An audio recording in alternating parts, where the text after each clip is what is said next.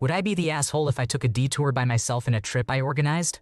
Last June, I, a 28-year-old male, told my friends Ivy, Leah, and Jay that I was planning a vacation for myself later in August. I mentioned that I would be visiting an art gallery located in a popular tourist destination in our country, approximately a 5-hour drive from us. When they learned about my trip, they asked if they could join since they wanted a vacation as well. I agreed, and my overnight trip turned into a 3-day, 2-night hangout with my friends. In our group, I have always been the default planner, and I am also the only one who has been to the tourist destination multiple times. Ivy and Leah have only been there once, and Jay has never been. While creating the itinerary, I asked for their input on places they would like to visit. Jay listed a lot of the usual touristy places. Leah suggested some restaurants. Ivy listed several shopping areas. I tried to include everything, but since the art gallery I wanted to visit was far from the main tourist spots, we had to make some compromises. We put it to a vote, where any stop that did not get at least 2 votes might be dropped from the itinerary if necessary. Unfortunately, the art gallery was the only one that got 1 vote. I made the necessary adjustments but found a window in our schedule that could work.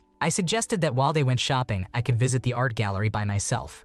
Ivy and Leo were really looking forward to thrift store hopping for clothes and trinkets, which I am not interested in. This way, we would not have to drop anything from the itinerary, and I could stick to my original plan. I proposed dropping them off at the shopping centers, driving to the art gallery, picking them up after 2 hours, and then going to dinner together. When I made this suggestion, Ivy and Leo were upset with me for planning to take a detour by myself and splitting from the group. Jay was neutral since he was looking forward to the usual tourist spots. I explained that since they did not want to go to the art gallery and I did not want to go shopping, it seemed like a fair and harmless compromise. I also reminded them that it was my original plan for my supposed solo trip. They insisted that I was the bad person for not honoring the group's vote and that I took advantage of the fact that I planned everything and would be driving. The hotel has already been booked and reservations have been made, so canceling the trip is not an option. When I told this to my girlfriend and my brother, my girlfriend sided with me, but my brother said he understood my friend's reasoning. So would I be the bad person if I pushed through with this plan? You are not the jerk. You were the planner of the trip, and they are coming along with you. Since the art gallery seems to be the main reason for your visit, you are fine to go there. 2 hours out of a 3-day trip is not that big a deal anyway. Am I the jerk for choosing to attend my grandparents' family BBQ instead of my stepbrother's birthday party? I am an 18-year-old male living with my grandparents. I moved out in April on my 18th birthday. Things with my mother have been tense for a long time, which is why I moved out on my birthday instead of finishing high school first. Last weekend, my grandparents had a family barbecue, which was on the same weekend that one of my step-siblings had his birthday party. I chose to stay for the barbecue. My mother was a single mother for most of my early childhood. She lied about my father and I found out the truth when I was 7, which really hurt. She was dating him and cheated on him while she was pregnant with me, not allowing him to see me. She wanted the new guy to be my father. My father died before he could obtain parental rights, although he had filed with the courts. He was only 20 years old, but he wanted to be my dad. My mother also did not allow his family to see me. The man she was dating eventually got over the idea of having a child and left. Instead of telling me my dad had died, she told me he ran away when he found out she was pregnant. To make it worse, my mother was really inconsistent with me. Her parents, my grandparents, raised me more than she did. I lived with them for 2 years at one point, and there were times I spent weeks with them before my mother would take me back. After I found out about my father's death, my mother and my grandparents had a big fight over her lies in my paternal side of the family. My aunt knew about what my mother had done and revealed that my mother had lied about my paternal family being bad people. My mother's relationship with her family was badly damaged after that, but they used to do a lot for me and paid for many things, so my mother still let me see them. I was 10 when my mother met her husband and 12 when they got married. Her husband had 5 children when they met. 2 of them are older than me, and I've never met them. The younger 3 were all under 5 years old when my mother and her husband met. I never tried to accept them as my family. I wanted to be with my grandparents instead of my mother. We were always fighting. My 3 younger step-siblings would follow me around and treat me like a brother. My mother and her husband had 2 more children in the last 3 years. The day I moved out, there was a big argument between my mother and me. I told her I was not coming back. Her husband tried to talk me into staying, and my step-siblings were upset and begged me not to leave. At one point, the 7-year-old got hysterical. I basically went no contact once I moved out, but I still received calls from my mother until I blocked her number. Then I received random texts from various numbers. I later received an invite to my 9-year-old stepbrother's birthday party. I ignored the invite and stayed for the barbecue. My mother found out about it through social media from a family friend and had a total meltdown at me for choosing the barbecue over the party. She showed up at my grandparents' house and screamed at me. She told me I was taking our issues out on innocent children and that it was not okay. Am I the jerk? You haven't done anything wrong. You made the right choice about where to be on that date, and you don't need to justify it. Your mother showing up at your grandparents' house to scream at you really just proves why your decision was proper. Maybe if you want, send your stepbrother a card, but ultimately, it's your choice. Am I the jerk for not canceling pizza night with my kids over childcare? I, a 32-year-old female, have 2 daughters, aged 8 and 5. I recently transitioned from a part-time role to a full-time position and received a decent pay raise. I go into work twice a week, which was manageable when my children were in school. However, during the holidays, I arranged childcare with Maya, a 35-year-old female who has children aged 10 and 4. I take care of the kids once a week, and she takes care of mine once a week during the summer. We have fixed days for this arrangement, but recently, Maya changed her day to coincide with our family pizza night. Once a week, we have pizza at my house. Usually we use frozen pizzas, and my children love adding their own toppings. This has become a tradition. For the last 2 pizza nights, Maya's children have joined us and made their own pizzas. Maya messaged me to say her son told her about our pizza nights. She felt it was unhealthy and did not want her children to eat processed food. She mentioned that she serves my children healthy, organic, home-cooked meals on her day, so it was only fair for me to do the same. I cook healthy food for my children all week, and if Maya's children are over, they get the same healthy food. I told her that frozen food in moderation is fine, and my children eating pizza once a week is harmless. She suggested sending her children with food from home, but I said this would put me in an impossible position. Her children love pizza, and making them eat their food from home while the rest of us have pizza would be cruel. I cannot tell a 4-year-old no pizza if I am eating it myself. Maya said she did not feel comfortable sending her children over if they would be eating pizza and reconsidered our arrangement if I could not work with her on this. I suggested that she move her day from our pizza night, but she insisted she needed that particular day. I believe her request to stop our pizza night is an overstep and unreasonable. I keep her children until 8 p.m. so I feed them dinner, and pushing meals for them is unfair to the kids. With my new promotion, I can easily place my children in childcare on the day I leave them with Maya. But I know childcare is more challenging for her because the cost would make the day's pay redundant. She also cannot drive, and our nearest nursery is 45 minutes away by public transport. I do not want to end our agreement because our children get along well, and living on the same street is more convenient than putting the kids into a nursery. I cannot move pizza night as it is the only night that works with my husband's schedule, which Maya knows. I feel like she is cornering me to agree to her side.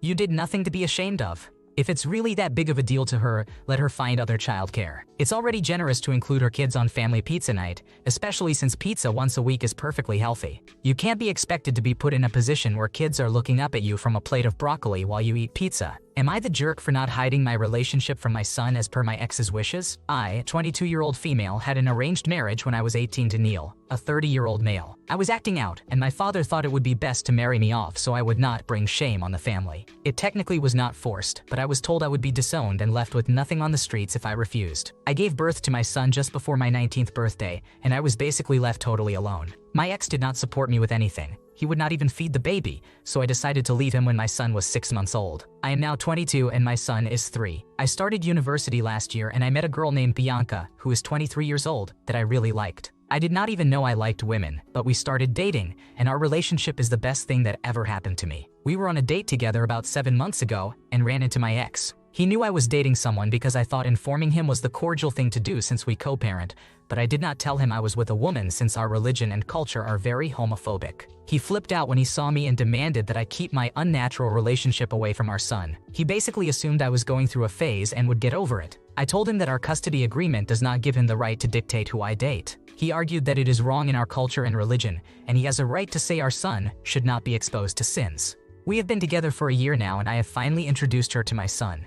They love each other. He is always talking about her, and unfortunately, he told his father that he met my girlfriend.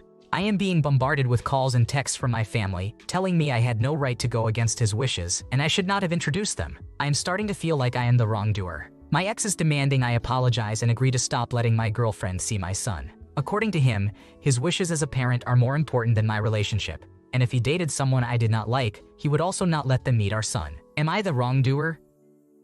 Disassociating from a family that imposes controlling beliefs can allow for a happier life free from undue influence. It's essential to protect your son from being exposed to harmful cultural and religious pressures. Keeping records of all communications and seeking legal guidance can provide necessary support. Focusing on your well-being and your son's future is the priority. Am I the jerk for taking off my clothes at the Cheesecake Factory? My boyfriend and I were celebrating our 1-year anniversary and went out to dinner at the Cheesecake Factory. My boyfriend planned the evening because he knows how much I love the Cheesecake Factory. I really love their cheesecake, which becomes important later. Everything was going fine, and we were having a good time until an elderly man at the next table scooted his chair out just as our server was approaching. This caused the server to stumble and spill hot coffee on my back.